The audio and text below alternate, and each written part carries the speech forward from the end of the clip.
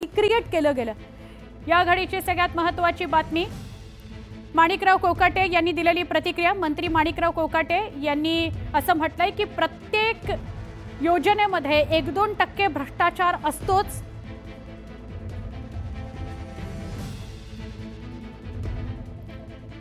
आपल्याबरोबर नेत्या सुषमा अंधारे उपस्थित आहेत, त्यांच्याशी बोलूया। सुषमाताई, प्रत्येक योजनेत 1-2% भ्रष्टाचार असतोच, म्हणून ती काही योजना बंद करायची का, असं कृषी मंत्री कोकाटे म्हणाले। हा अजब दावा आहे त्यांचा?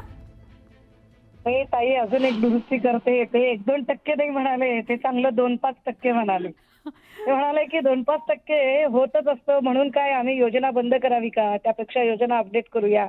मला वाटतं की कृषी मंत्री स्वतः जर आमच्या खात्यामध्ये घोटाळा होतोच हे मान्य करत असतील आणि तो म्हणजे क्षम्य आहे किंवा असा घोटाळा गृहीत धरला जात असेल, विशेष म्हणजे ते आकडेवारी सकट सांगताहेत की 2023-2024 ची ही सगळी पीक विम्याची आकडेवारी आहे। ज्या पीक विम्याच्या आकडेवारीमध्ये बोगस पीक विमे उचलले गेलेले आहेत आणि ते स्वतः जर मान्य करतात, एकीकडे अजितदादा म्हणतायत पारदर्शक कारभार करायचा आहे, ज्यांच्यामुळे पक्षाची बदनामी होऊ शकते अशा लोकांना मी हकलून देईल, मग तो कार्यकर्ता असेल किंवा नेता असेल, पण मी त्यांना हकलून देईल।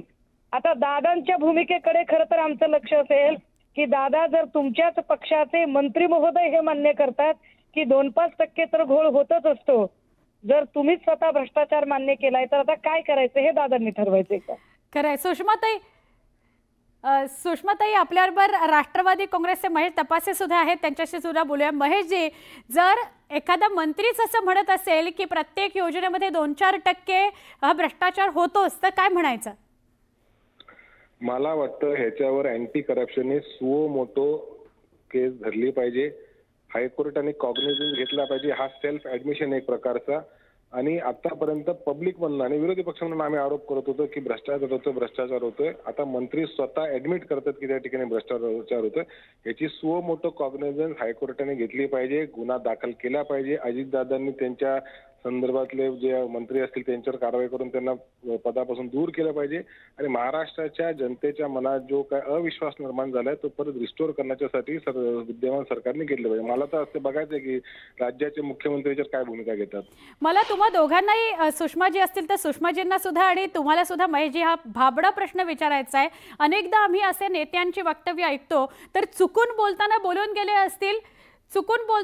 गेले असतील का सगळेच मंत्री हे धरून चालतात की नव्या योजनांमध्ये असे भ्रष्टाचार होणारच? सगळ्यात आधी सुषमाजी आपण सांगा। नाही वाटत की माणिकराव कोकाटे यांच्यासारखा मुत्सद्दी माणूस चुकून बोलू शकतो। उलट मला असं वाटतंय की मागच्या 2-3 महिन्यांपासून जे काही चालू आहे, मग त्याच्यात प्रकाश सोळंकेंचं बोलणं असेल किंवा विजयराजे पंडितांचं बोलणं असेल आणि आत्ताचं माणिकराव कोकाटेंचं स्टेटमेंट असेल, मला वाटतं ठरवून स्वपक्षामध्येच चाललेली बेबंदशाही किंवा जो बेबनाव आहे पक्षातला, तो बेबनाव समोर येत आहे। एका अर्थाने ठरवून कदाचित धनंजय मुंडेंची शिकार करायचीच आहे, हे बहुतेक राष्ट्रवादी काँग्रेसच्या अजितदादांच्या पक्षातल्या अनेक लोकांनी ठरवून घेतलेलं दिसतंय आणि त्याची परिणिती म्हणून कोकाटे बोललेत। कोकाटेंसारखा माणूस चुकून बोलेल असं अजिबात वाटत नाही। सुषमाजी, तुम्ही अशाच सोबत राहा। महेशजी, तुम्हाला काय वाटतं, चुकून भाबडेपणाने बोलून गेले का खरोखर सगळे मंत्री असं धरूनच चालतात की योजनेमध्ये भ्रष्टाचार होईल? सर्व मंत्र्यांचं माहित नाही, पण जे करतात ते बोलतात हे नक्कीच आहे। काय गोष्टी दडवण्याचा प्रयत्न करत असतील, पण ते त्यांच्या तोंडात ते शब्द आले, आता हे कसे आले काय आले त्याच्यापेक्षा महाराष्ट्रामध्ये भ्रष्टाचार होतो याची मान्यता, कबुली विद्यमान सरकारच्या प्रतिनिधींनी देणं ही फार मोठी शर्मेची बाब आहे। महाराष्ट्राची मान शर्मेने झुकलेली आहे, याच्यावर कारवाई झाली पाहिजे। कोर्टामध्ये न्याय देवता बसत असेल तर सुओ मोटो कोर्टाने याच्यावर कॉग्निझन्स घेण्याची आवश्यकता आहे। अँटी करप्शनने सुओ मोटो कॉग्निझन्स घेण्याची आवश्यकता आहे। बाकीचे जे वेगवेगळे लेखापाल आहेत त्यांनी देखील सुओ मोटो कॉग्निझन्स घेण्याची आवश्यकता आहे। नक्की। काँग्रेसचे अतुल लोंढे सुद्धा आपल्याबरोबर जोडले गेलेले आहेत। अतुलजी, कृषी मंत्री कोकाटे 1 रुपयात पीक विमा योजनेसंदर्भात बोलताना असं म्हणाले की प्रत्येक योजनेत 2-4% भ्रष्टाचार होतच असतो, यामुळे असं होत नाही की ती योजना बंद करावी। तुम्ही काय म्हणाल? स्पष्टपणे एक गोष्ट लक्षात येत आहे की या सरकारला कायदा सुव्यवस्था तर सांभाळता आलीच नाही, त्याचे धिंडोडे आपण आता सगळं सतत बघतच आहोत 1 महिन्यापासून। आणि दुसरी गोष्ट, भ्रष्टाचार होतो ही मान्यता देतात म्हणजे यांना भ्रष्टाचार अडवता येत नाही असं म्हणण्यापेक्षा भ्रष्टाचाराला ही जी मान्यता दिली आहे महाराष्ट्रामध्ये पहिल्यांदा, मी पुन्हा सांगतो की भ्रष्टाचाराला जी महाराष्ट्रामध्ये मान्यता दिलेली आहे असं कधीही महाराष्ट्रात घडलं नव्हतं. ज्यांनी भ्रष्टाचार केला त्यांना मंत्रिपदाचा राजीनामा द्यावा लागलेला आहे. आरोप झाले तरी राजीनामे द्यावे लागलेले आहे, सत्तेवरून बाजूला व्हावे लागलेले आहे. ज्या अजित पवारांच्या मंत्रिमंडळामध्ये ते आहेत ते अजित पवारांना सुद्धा महाविकास आघाडीचं सरकार असताना राजीनामा द्यावा लागलेला होता, बाजूला व्हावं लागलं होतं, श्वेतपत्रिका आणावी लागली होती. या सगळ्या गोष्टी महाराष्ट्रासमोर असताना आता आम्हाला बघायचं आहे देवेंद्र फडणवीस राजीनामा घेतात का? त्यांनी स्वतः त्यांच्या योजनेमध्ये भ्रष्टाचार होतो, प्रत्येक योजनेत भ्रष्टाचार होतो म्हटलं म्हणजे मंत्रिमंडळालाच सत्तेवर राहण्याचा अधिकार नाही आहे, महाराष्ट्राला बदनाम करण्याचा अधिकार यांना दिला कोणी?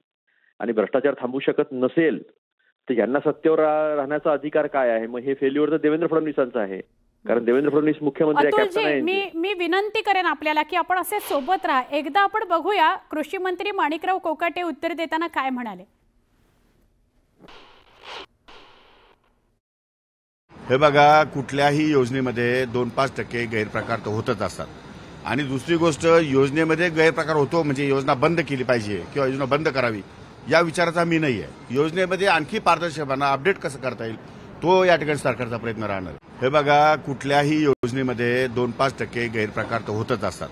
आणि दुसरी गोष्ट, योजनेमध्ये गैरप्रकार होतो म्हणजे योजना बंद केली पाहिजे किंवा योजना बंद करावी या विचाराचा मी नाही आहे. योजनेमध्ये आणखी पारदर्शकपणा अपडेट कसं करता येईल तो या ठिकाणी सरकारचा प्रयत्न राहणार. 1 रुपयात पीक विमा योजनेसंदर्भातल्या भ्रष्टाचाराविषयीची बातमी सातत्यानं न्यूज 18 लोकमत दाखवत आहे. कुठल्या जिल्ह्यामध्ये किती बोगस अर्ज आले हे आम्ही दाखवतोय आणि त्या माध्यमातून किती लाखांचा भ्रष्टाचार झाला हे सुद्धा दाखवतोय. अतुलजी, आज सकाळपासून या बातमीवर आम्ही होतो आणि ही प्रतिक्रिया समोर आली. मला सांगा, हा एक प्रश्न मला पुन्हा तुम्हाला विचारायचा आहे जो मी इतर नेत्यांना सुद्धा विचारला की हे सगळे मंत्री योजनेमध्ये भ्रष्टाचार होणारच असं धरूनच चालतात का? आता त्यांनी स्वतः मान्य केलं ना. त्यांनी फक्त काही कृषी विमा योजनाच नाही, पीक विमा योजनाच नाही, त्यांनी कुठलीही योजना म्हटलेलं आहे. म्हणजे यांच्या सरकारमध्ये प्रत्येक योजनेमध्ये भ्रष्टाचार होतो आहे हे त्यांनी स्वतः मान्य केलेलं आहे. आणि कॅप्टन म्हणून, मुख्यमंत्री म्हणून हे अपयश जे आहे ते स्वतः देवेंद्र फडणवीसांचं आहे. या सरकारला कोणताही नैतिक अधिकार सत्तेवर राहण्याचा राहिलेला नाही. एक तर चोरून मॅन्डेट मिळवलेला आहे आणि लोकांचा मॅन्डेट नसताना ह्यांनी अशा पद्धतीनं गडबड घोटाळे करून सत्तेवर आलेले आहे. आणि त्याच्यानंतर महाराष्ट्राचे जे धेंडवडे चालू आहेत देशभरात जगभरात ते धेंडवडे यांच्यामुळे निघालेले आहेत. त्यामुळे कुठल्याही महाराष्ट्रातल्या व्यक्तीला वाटत असेल की आमची आबरू टाकण्याचा अधिकार यांना कोणी दिला. तिकडे वाल्मिक कराडांचं चालूच आहे वाल्मिक पुराण, होय, आणि आता इकडे कोकाटे पुराण सुरू झालेलं आहे. म्हणजे या सरकारमध्ये पालकमंत्री पदासाठी जी होड लागलेली आहे आणि पालकमंत्री पदावरून जे रस्त्यावर कुस्त्या सुरू झालेल्या यांच्या, त्याच्यावरून दिसून येतं की यांना जनतेशी काही देणं घेणं नाही आहे, यांना आपले खिसे भरायचे आहे. अतुलजी, धन्यवाद. न्यूज 18 लोकमतशी बोललात त्याबद्दल. माणिकराव कोकाटे कृषी मंत्री यांनी 1 रुपयात पीक विमा योजनेसंदर्भात उत्तर देताना 2-4% प्रत्येक योजनेमध्ये भ्रष्टाचार होतो असं वक्तव्य केलं. एका जबाबदार ठिकाणी आपण जेव्हा असतो, काम करत असतो, तेव्हा अशा प्रकारची वक्तव्य आपल्या तोंडून जाणं हे खरोखरच खेदकारक आहे. आपण एक छोटासा ब्रेक घेऊ. पहा फक्त न्यूज 18 लोकमत.